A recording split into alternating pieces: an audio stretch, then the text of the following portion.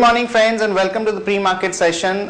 Friends, US markets were flat to negative, and European markets were also flat because we had a bit of negative home sales data coming out of US, and after a rally of almost 6 to 7 days we are seeing some kind of weakness there. When we look at the Asian markets today morning, most of them are marginally negative, mainly because of the weaker PMI data coming out from China.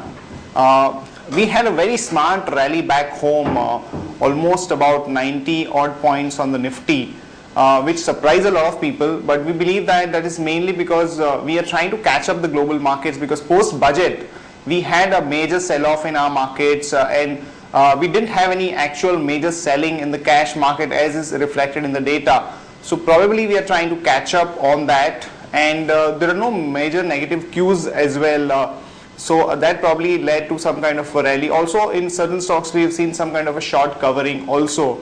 When we look at the actual data, yesterday there was a net buying of almost 623 crore by the FIs in the cash market, and the domestic institutions were seller to the tune of 294 crore. So with those remarks, let's start our interactive session with Anup for the F&O cues. Hi Anup, we've seen a good amount of rally in our markets, but actually when we look at the data in the futures market, there was a selling by the FIIs, and what do you make of the options movement yesterday?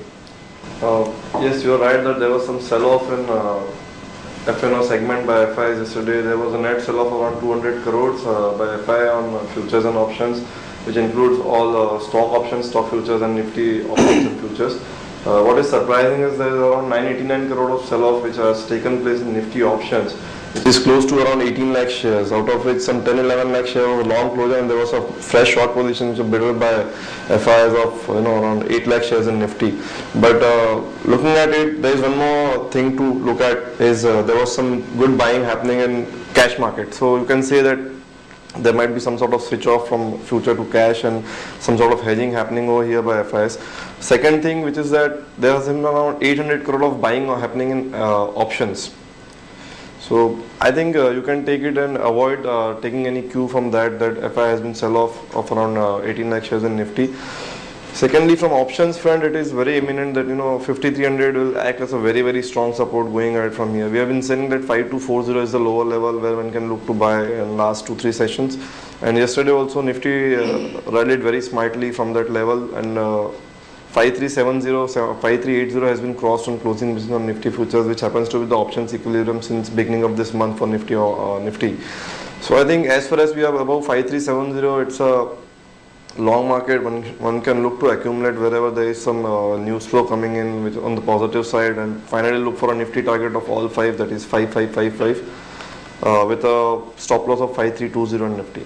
Also, we are hearing that for the next month a lot of call writing is happening, around 5500 and 5600 calls, and so what do you make of the writing position and the IVs that are there? Is it sensible to go out and do some call writing, presuming that the market will not go up beyond 5600? See, what has happened that this has been a very index, this month has been very event heavy month.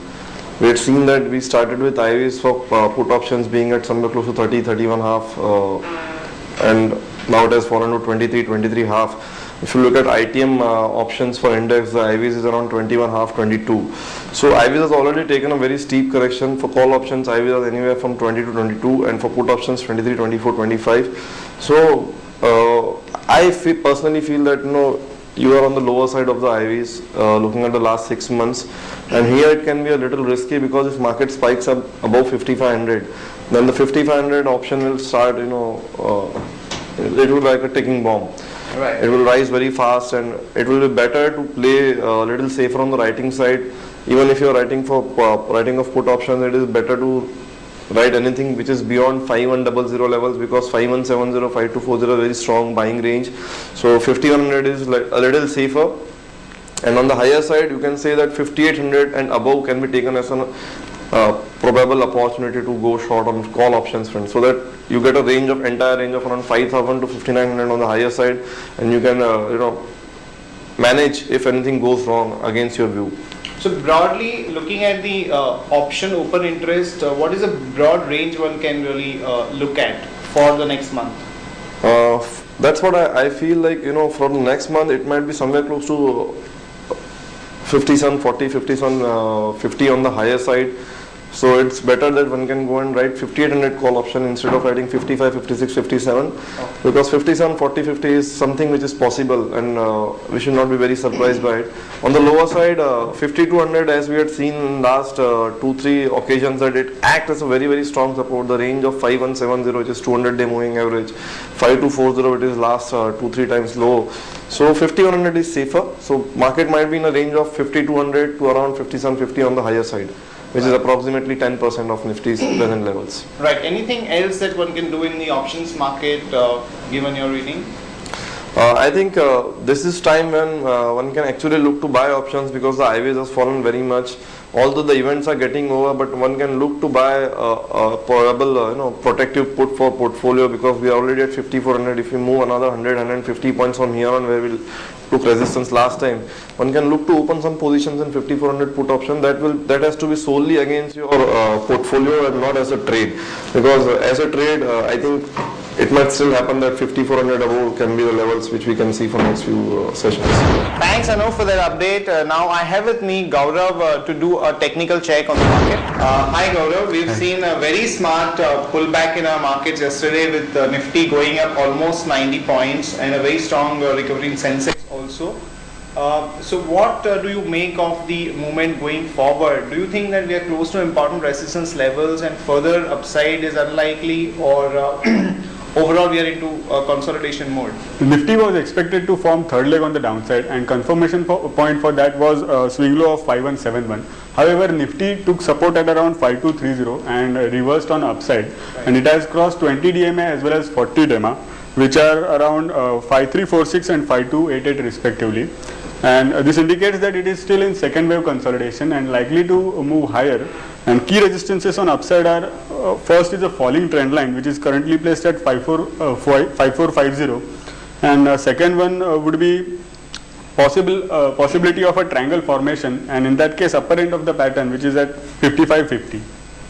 Right. So that means that the upside potential from here on is limited, so one should not be aggressively going long in the market. Yeah, one can remain long for a day or two. However, near 55.50 one should close the long positions and can look for shorting opportunity. Okay. And what is your outlook on the Bank Nifty? Because we saw almost about 3% gain there. So is it looking very strong for some more upside? Yeah, like Nifty, Bank Nifty also didn't broke the confirmation point for third leg down, and it is also forming second wave consolidation, and it has also crossed 20 DMA and 40 DMA, which are 10422 and 10213 respectively. And unless they are broken, Bank Nifty is expected to touch upper Bollinger Band, which is placed at 10857. So one can remain long till that level, and from there one can look for shorting opportunity. Right, Gaurav. And are there any stock specific trading opportunities looking at the charts? Yeah, there are quite few stocks which are starting third leg on upside on hourly chart, and two of them are Tata Steel and L&T. Both of these have formed inverted HNS on hourly charts and are about to break on the upside. So for Tata Steel, key supports are 468 and 450, and key resistances are 476 and 500. Whereas for L&T, key supports are 1324 and 1300, and key resistances are 1381 and 1410. So these are two stocks where one can look for a buying opportunity. Friends, will do a news check with Neerav from the Fundamental Desk. Hi Neerav, we have seen a lot of stocks in the action, and there are news, first of all, that this Tech Mahindra and Mahindra Satyam merger ratio is announced 2 to 17. And we've also seen that both the stocks were up yesterday about 3.5 to 4%. So is there some more upside potential looking at the merger ratio and the potential going forward? Actually, if you see the merger ratio 2:17, that is what was in line with the market expectation. Now yesterday they also held a analyst meet. Now if you see on the valuation front, Tech Mahindra and Mahindra Satyam are trading at 10 times and 9 times the FY 13 and 14 earnings. So that is it is factored in whatever upside could be there. Also if you see in the next in the medium term, if you see Tech Mahindra would see some negativity because of the telecom space. However, we are positive on Satyam as the same as it has performed very well in the last 4 to 6 quarters, and the outlook also remains positive. But seeing yesterday's price movement, we believe that everything has been priced in.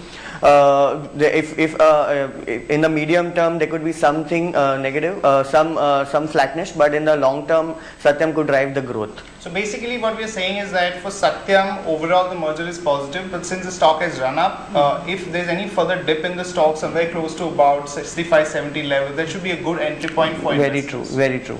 Okay, and also we have this news that now RBI is trying to put some kind of curbs on the gold lending. Yes. And that could have some implications for companies like Muthoot Finance, Manappuram and India Infoline. So what is your reading of this?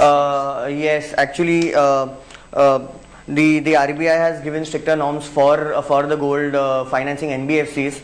It has made the minimum tier 1 capital as 12%. However, there is a 2-year moratorium period wherein the companies have to comply to this thing. So we believe this would be negative for the gold financing companies like Muthoot Finance and Manappuram. Right, and also we have this NBCC IPO which is opening today, where the price band is about 90 to 106.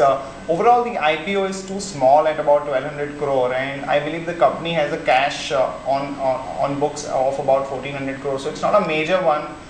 It looks like it will go through, but we don't think there is a case for a substantial listing gain. So yes, for people who just want to play for that discounting gain of 5%, one can go for it, but the business per se doesn't look too promising.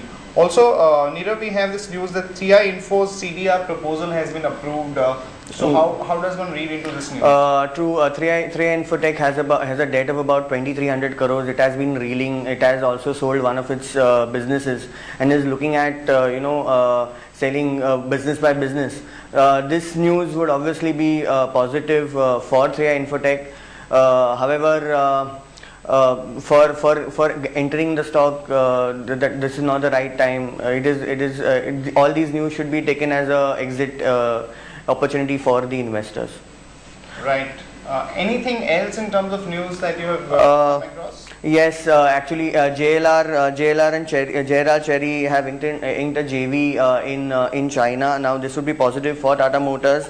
The JV would manufacture JLR vehicles and engines and R&D in the R&D facility. Also, LCL Tech and Cisco have announced an agreement for vertical based solutions. Now this would be positive for HCL Tech. The focus is on financial services, where HCL Tech has a lower exposure, so that would be positive for HCL Tech.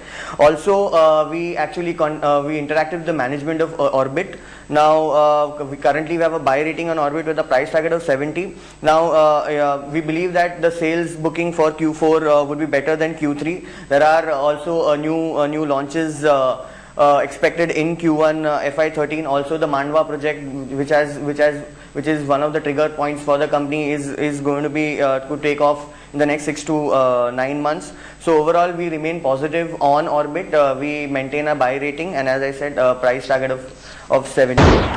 Also, we've this news that Ultratech is going to buy Adhunik cement plant. So, would it be really big, and would it have any major implications for Ultratech? Actually, the plant would be for about 700 crores. So it would be about 1.5 million tons units. So we believe that the acquisition would strengthen Ultratech's position in the northeast space. So believe this would be positive for Ultratech. Currently, we have a hold rating on the stock with a price target of 1550. Thanks, Nirav, for that update. So friends, just to sum it up, after seeing a rally of almost 90 points on the Nifty, we think that the market may consolidate broadly in the range of about 5340 to about 5400, 5420. Remember, 5420, 5440 is an important resistance, so one should not be aggressively going long somewhere around those levels. We have shortlisted a few trading opportunities from you based on the technical charts and also based on the derivative indications, no major action in the global markets also, so we don't think there's going to be a runaway in the market today. That's it from all of us. See you tomorrow, same time. Bye-bye.